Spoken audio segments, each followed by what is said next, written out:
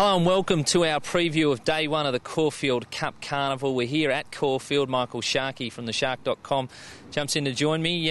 Finishing touches going on here. The sun's shining. Be good if it's still around on Saturday. Yeah, I hope so, Sean. They're predicting a few showers, but look, springtime, Caulfield, and a superstar of the Australian turf. Hopefully the weather gods smile on us on Saturday. It is the Age Caulfield Guineas Day, of course, kicking off three fantastic days of racing here. But as you touched upon, the talk's all been about one horse. Yeah, Black Caviar. How good is it to see racing on the nightly news every night of the week? It seems, whatever she does, there's a little snippet about her on the network news coverage, and that's terrific for racing. But look, I hope they'll fill the joint here at Caulfield on Saturday.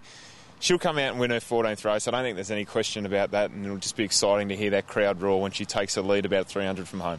Yeah, I wasn't going to waste your time asking for a tip, so let's get into these Group 1s and have a look at those. Well, the Guineas is the headline event here. There's no doubt about that.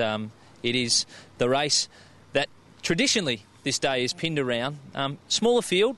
8 horses go around here, but some really smart types. Yeah, definitely. So it's a really hot field, a terrific addition of the Guineas. I'm sticking with Helmet. I think that Guineas Prelude win was just outstanding. The way he just pounced on Golden Archer there on that turn and then powered clear of the rivals. I know there was no smart missile in that race. I know Manawanui was running in Sydney, but it was an extraordinary performance, and his time was phenomenal on that day. If he comes across from that gate and leads, he can control the speed again. Secret Hills might kick up underneath and maybe keep him company. I just think he's a class act, and we know he's going to run the trip. He's a Group 1 runner at a mile.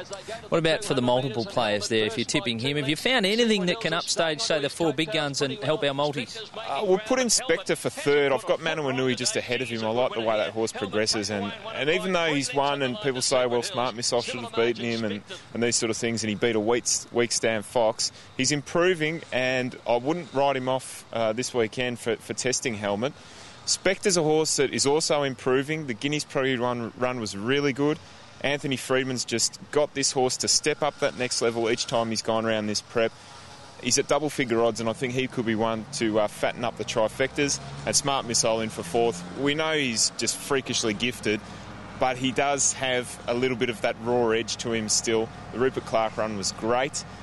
Just worried about him getting into traffic again, and if he does, that might just be enough to knock him off here on the weekend. Yeah, it's going to be an intriguing race, a tactical race, there's no doubt about that. All right, let's have a look at our other Group 1 races, the Caulfield Stakes. What a great field here for the Weight for Age. You got one for us at value? Yeah, playing God. I'm sticking with him. I've put my faith in this horse this spring. His Turnbull run was good. I think the key to him is riding him forward. We saw him go forward in the Kingston Town Stakes in Perth over summer when he beat the older horses at 1,800 metres.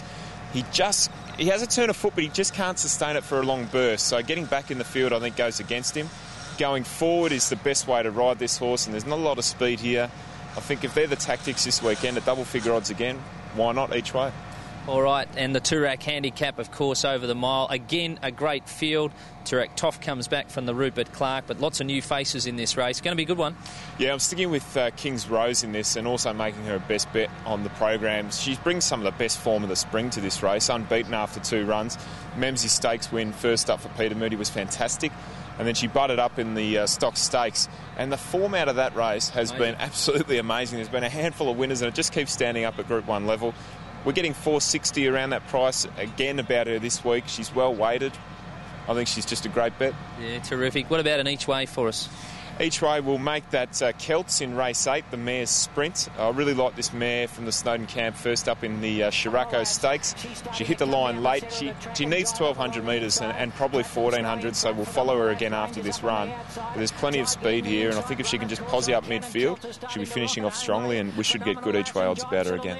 You're thinking one of the internationals might be a good roughie for the day? Yeah, I know you've dubbed Brian Ellison's pair the Scott twins out there, and we're a bit like peas in the pod today as well, Sean. But look, one of those horses, Saptapati, both of them are going around the Herbert Power.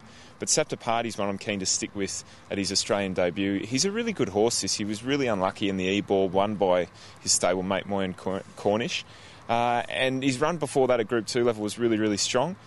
He gets in well into this race. We're getting $17 about him each way, and his work on Wednesday morning, as we saw, was very, very strong. He might be a horse to have a little dabble with each way this weekend. Well, there's been our preview of Caulfield on Saturday. Of course, if you can Wait around to Saturday morning. You get all that late mail on the website. What is it? www.theshark.com.au. There you go, all that late mail with Saturday morning for the big meeting here. Of course, Black Caviar returns to the track, and we're very much looking forward to that. Good luck if you're having a punt.